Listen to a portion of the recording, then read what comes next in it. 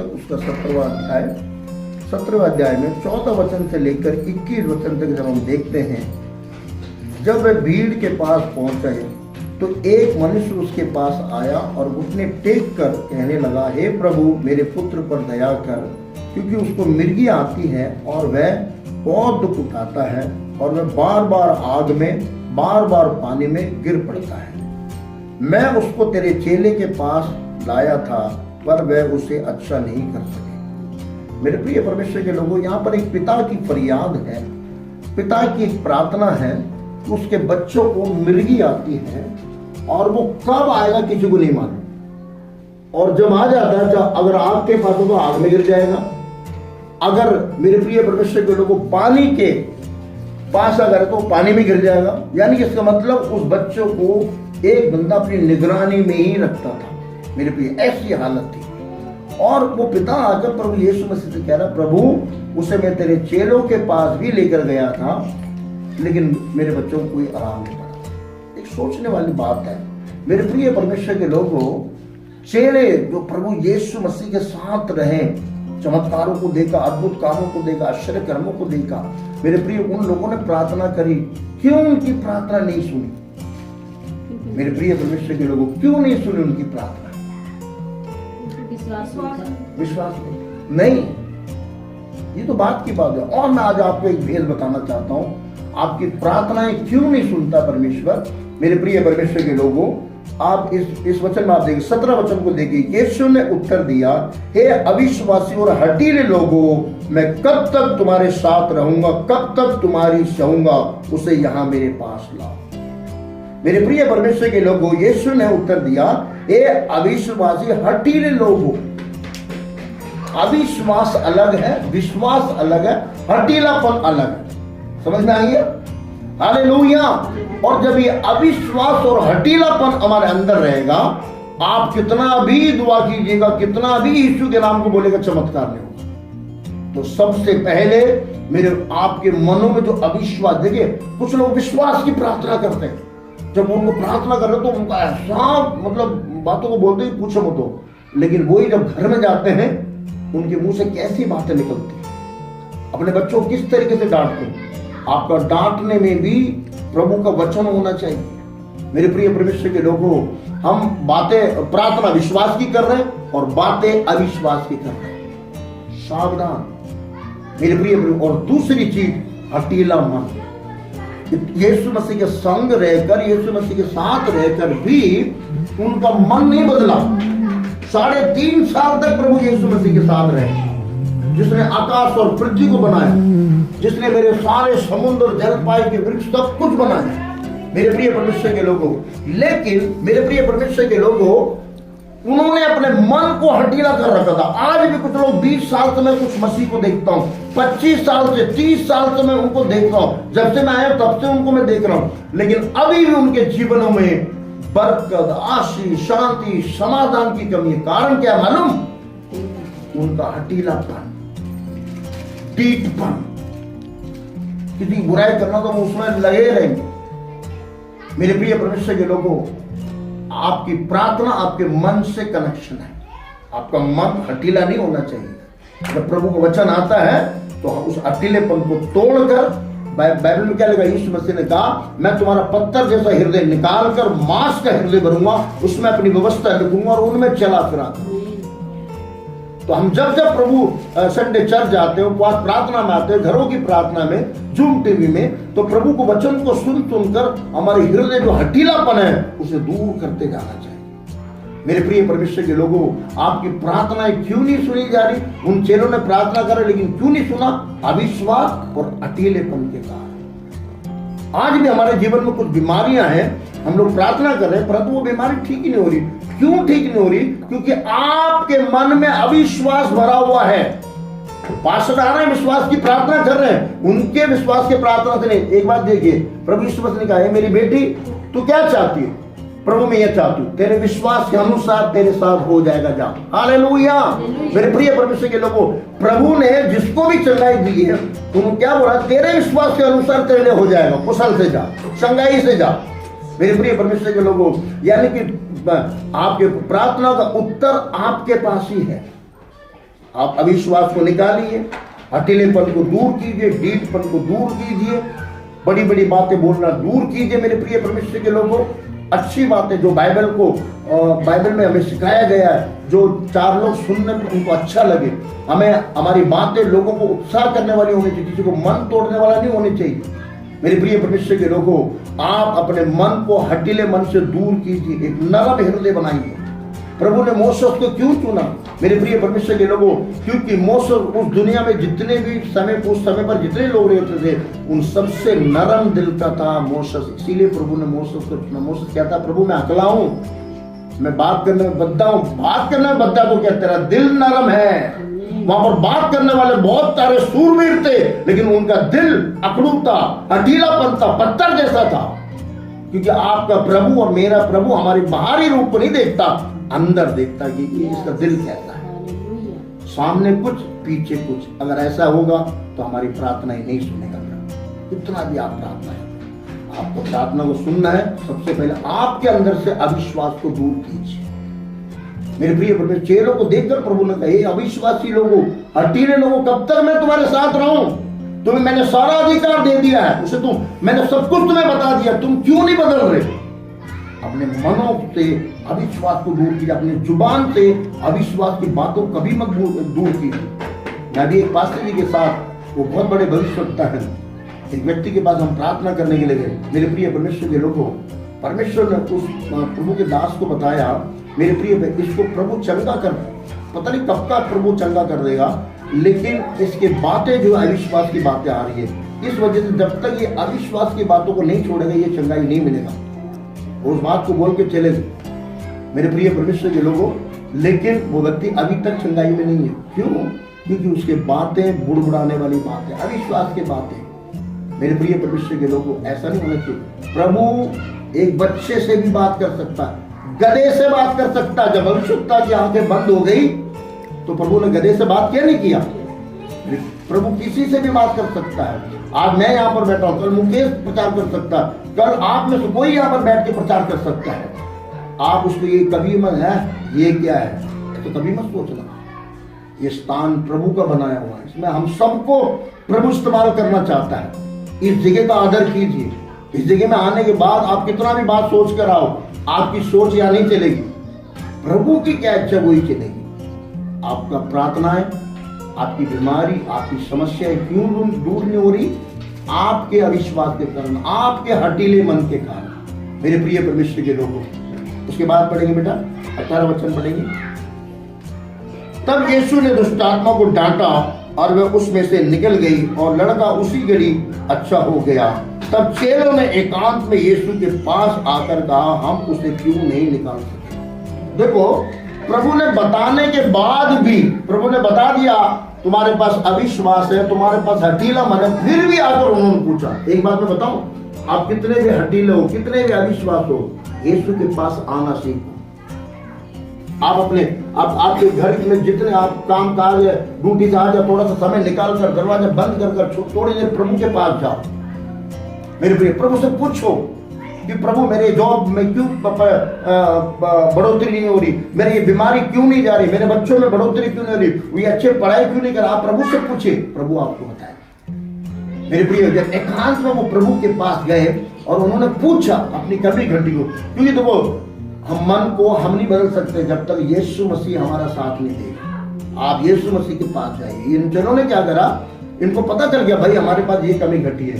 इन्होंने, कुछ लोग नाराज होकर चले जाते हैं, ऐसी बात अगर वो तो लोग चले जाते हैं, बहुत सारे लोग चले भी गए, लेकिन ये लोगों ने क्या करा, यीशु के पास आए और बोला, प्रभु हम क्यों उसे नहीं निकालते? अगला वचन पढ़ो बेटा। उसने उनसे कहा, अपने विश्वास की घटी के आमीन, हालेलुया। मेरे प्रिय परमेश्वर के लोगों, प्रभु यीशु मसीह ने उनको क्या बोला?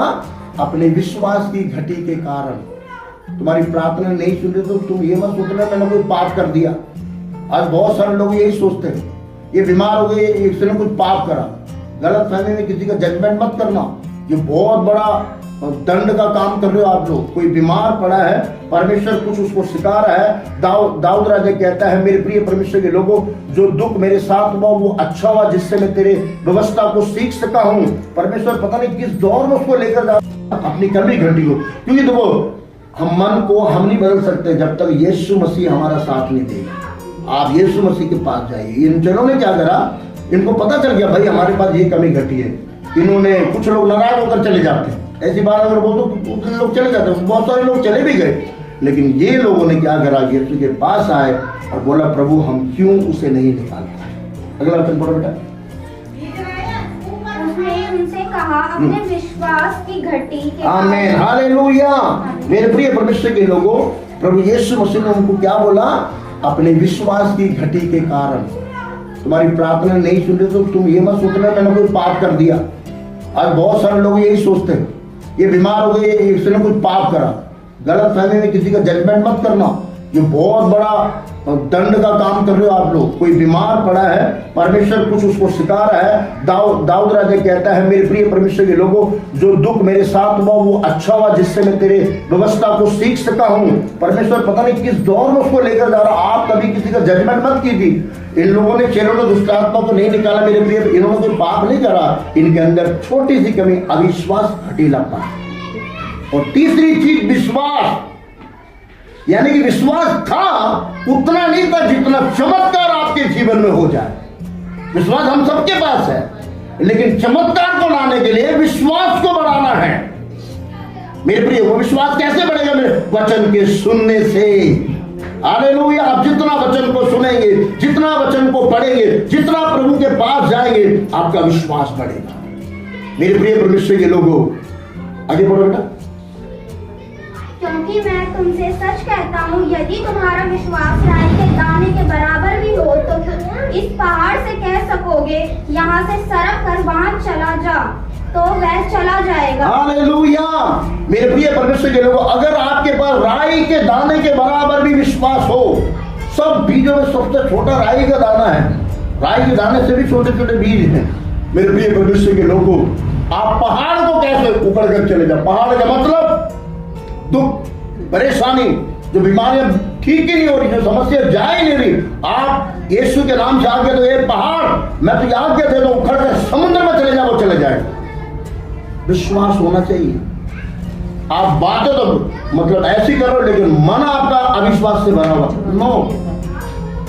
आपके अंदर भी विश्वास और बाहर भी। देखो, अंदर विश्वास होगा तो आपकी बातें भी विश्वास की होगी। अगर अंदर अविश्वास होगा तो आपकी बातें भी अविश्वास की होगी। इसलिए अपने मन में अविश्वास को दूर कीजिए, उसको जगह मत दीजिए।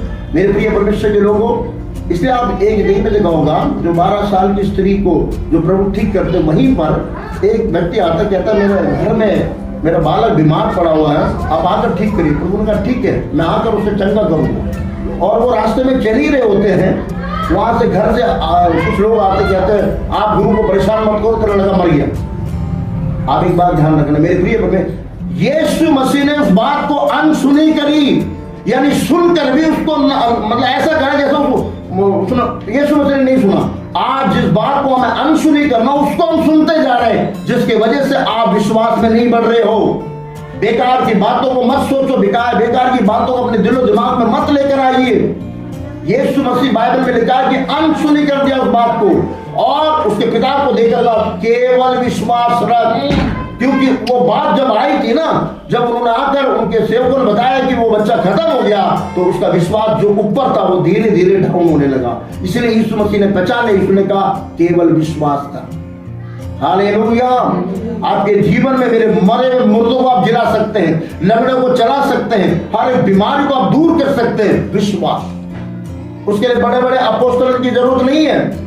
आपके अंदर विश्वास की नदी को बढ़ाइए, उभारिए, उस सोते को जगाइए। मेरे प्रिय परमेश्वर के लोगों, हमारा परमेश्वर सर्वशक्तिमान प्रभु, आप पहाड़ से कह सकते हो, और तुम्हारे लिए कोई भी काम असंभव नहीं है। विश्वास करने वालों के लिए आप इस वचन को पढ़ के देखेंगे, कोई भी काम असंभव नहीं है। आप विश्वास करते हैं, आपके लिए असंभव कुछ है नहीं। आपके डिक्शनरी में असंभव का शब्द ही नहीं है। आज मसीहों के जीवन असंभव क्यों हो रहा है? क्योंकि विश्वास नहीं।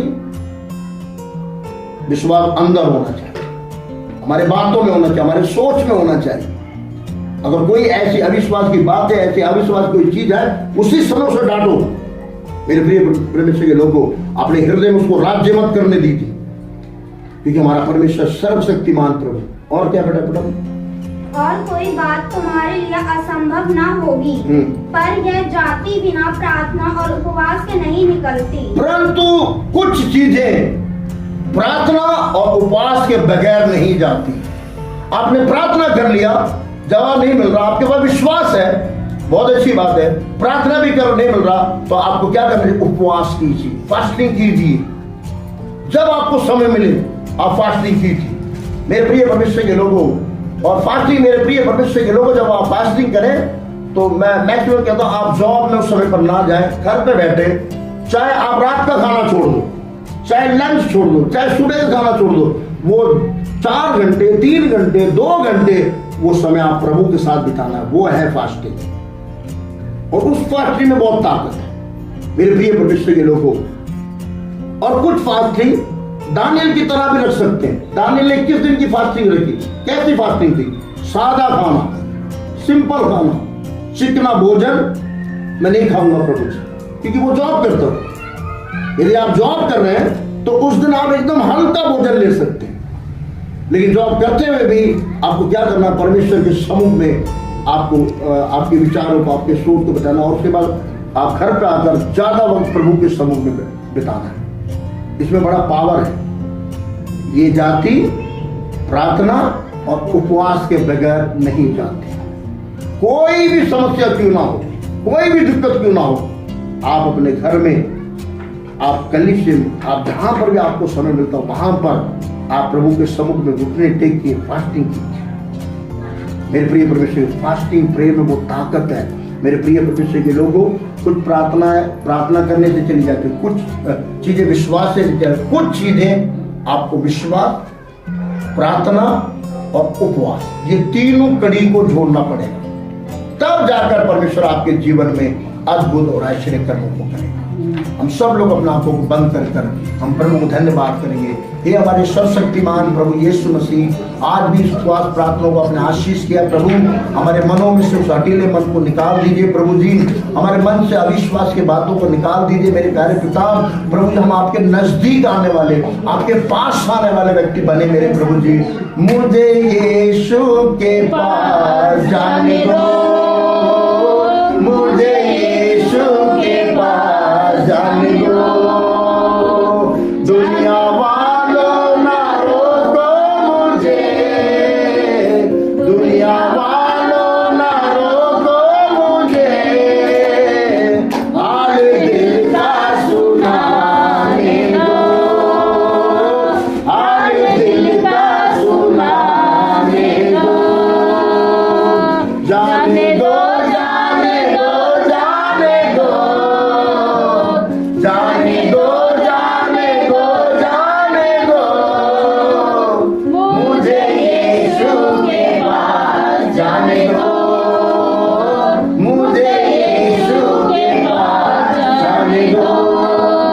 आपके जीवन में कोई भी काम असंभव नहीं होगा। जो दुनिया के लिए असंभव है, जो दुनिया के लिए असंभव, जो डॉक्टर के लिए असंभव है, वो आपके लिए संभव है। विश्वास, प्रार्थना, उपवास, ये तीन कड़ी को जोड़ दीजिए, उसके बाद देखिए आप गवाही देंगे, क्योंकि हमारा परमेश्वर अपने वचनों में बना है। मेरी जिंदा जीवित प्रभु, आज के उपवास प्रार्थना को अपना आशीष किया, तो धन्यवाद हो। जितने लोगों इस वचन को सुन रहे प्रभु जी, इन सबको अपने पाप लोगों में हमारी सारी प्रार्थना प्रभु यीशु मसीह के नाम से सुनो और कबूल करें। हे मेरे